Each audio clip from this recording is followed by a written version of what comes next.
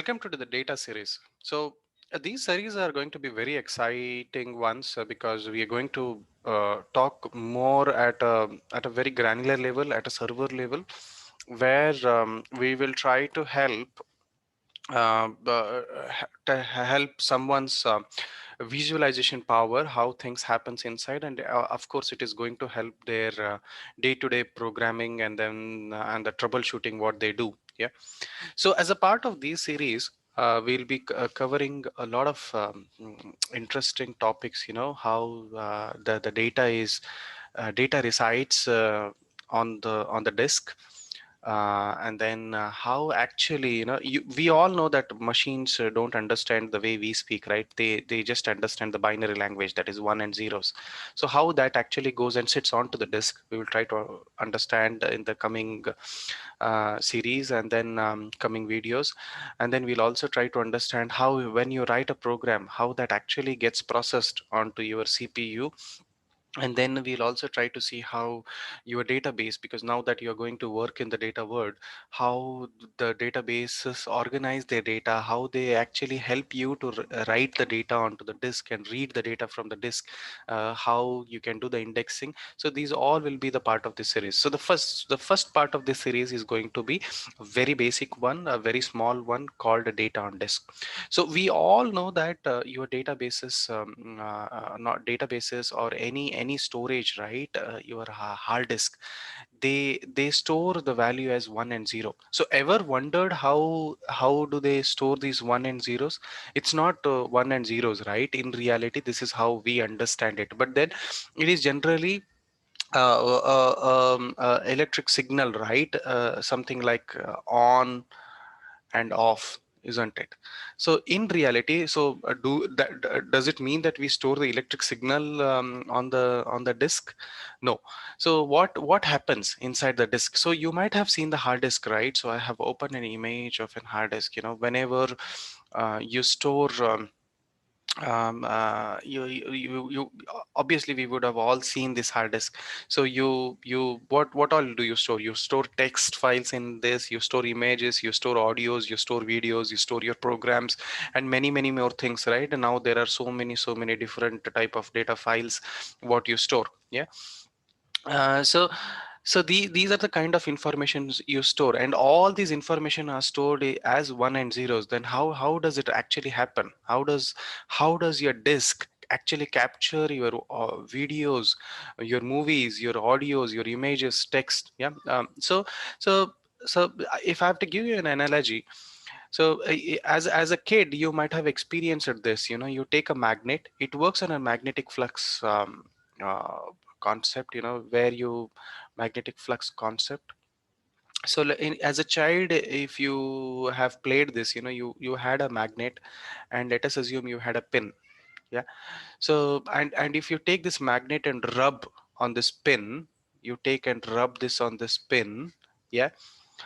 What happens is, this gets that magnetic flux, this generates a kind of a flux around it, where an impression of that magnetism gets onto this. And then if you can try this at home, and then if you start attaching a lot and lot of pins, right, like this, you would see a lot and lot of pins gets attached to them. So this is the concept of that. So it is, when you rub it with a magnet, it is giving that impression. Yeah. And that flux does not go away unless you re-rub it. Okay. So it remains there. So that is what is your permanent storage. So your hard disk exactly makes use of this concept. Yeah. So what happens is, generally, when a certain type of flux is created, I'll show it to you how it is created. And that flux actually, flux, no flux, yeah, that flux actually helps you to create, to store your data onto the disk. So such a sophisticated mechanism, we'll try to understand it in detail. So we all have this, we have seen this hard disk, isn't it? So this hard disk is there, and then um, you know lot, and it has become a part of our life, right? We store everything onto the memory, everything, right? We make use of that, our mobiles these days, TVs, everything you take, it will have a certain kind of memory, and the data is stored, and the data, how it is stored, it is one and zeros. So let us try to understand. So you would have seen this hard disk, yeah? So this is, although it looks like this on the top, but there will be so many disks. Yeah, your drives, you say in your Windows word, you say them as drives. So there'll be many depending on the manufacturer. So this is how it will look like. This is a little ugly. Let me first draw the spindle. This is a spindle, something, and your disk will be rotating on top of them, something like this.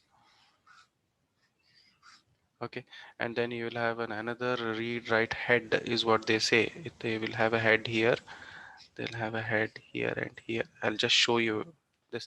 So these are your disks, yeah? So these are your disk, and then there is a spindle, which helps you to rotate these disks, and then there will be a head on top of this. So if you have to see it in reality, something like this.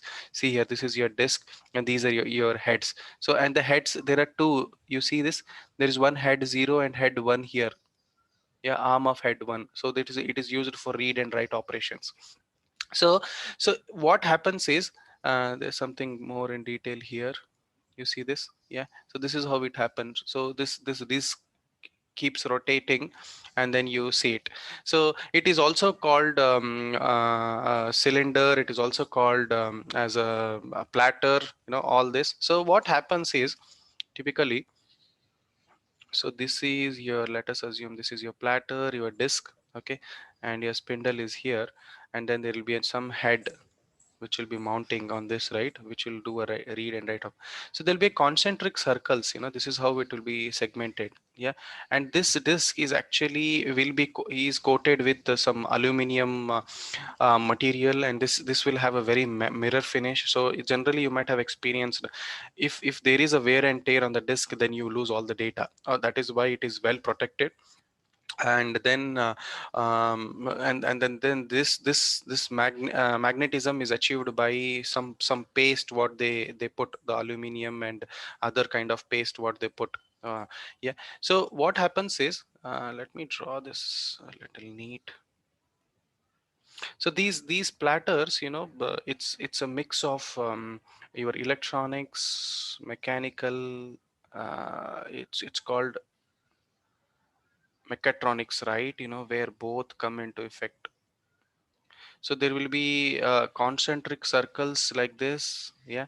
So these concentric circles are called as tracks. So in the old days, you might have seen some people playing their videos. There used to be a disc, and somebody would mount their head on it, if you have seen that old tape recorders and all, yeah?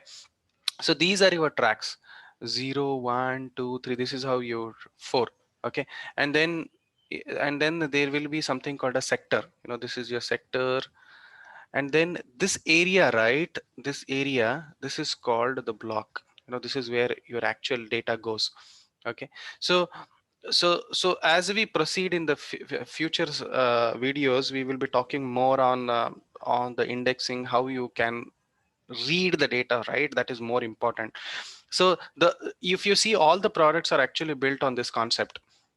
uh, Let us take your Windows, right? Windows, they have given you a beautiful operating system and GUI, right? When you start login to your machine, they give you, and on the click of all these buttons, they will help you to create directories, which are nothing but folders, and then you can dump the files in it. All this actually goes and gets structured, so they are actually managing your data the way, they have given you the facilities to store the data. But all actually goes, eventually it goes and gets stored onto the disk, and the way you are giving the commands, right, or you're creating the folders. Likewise, your DB servers, okay, there's so many DB servers, right? SQL Server, Oracle, all of them will manage the data, how it goes and stores here, right? It's called DBMS. Yeah, here we spoke on Windows Server, yeah, then DB server, and then there are many file servers, right? They also manage the data like this. Then there are SMTP servers, which are which manages your emails. There are content servers which manage your PDFs and all. Okay, these days all the Netflix and all, right, those are video servers, they manage your video servers. So typically they will I mean, the point I'm trying to make is they have made, the eventually the data is going to get stored onto this disk. How it is going to store as 1 and 0 as a magnetic flux. Yeah, there will be this head which will read and write for you. But then there are so many products which are built which help you to manage the data. Yeah, so every product has its own significance and they manage these data this way. Yeah, what do we mean by managing the data? They help you to write the data and then they help you to read the data easily. Why it is a problem to read the data means, see, there are so many concentric circles and the data is written at so many places, right? And let us assume there is a block here, and yeah, so there is a block here, and you dump your file here. Okay, and there are so many other disks, right? And if I have to retrieve this file, how do I know that it resides in this disk? So what happens is, whenever I read, I will end up scanning my entire database, right? And that is where it takes a lot of time to search in the this disk, and eventually it finds, oh, it is here, and then it gets it. So the time lost, and then because it's not only time, right? It's called input output. The amount of power which goes away when it tries to search everything, there could be a wear and tear, and of course it's a very bad user experience where we are, if we are not able to find it. So organizing all this, they help you to make these a lot of yeah, like you are doing a master data management, it is data management what they do at a disk level or at a CPU level, where they help you to get it. Hope this is very informative. This is an introductory session, and we'll be talking more on how database servers help you to get the data with the different algorithms, how you can easily do the indexing on the data and get it.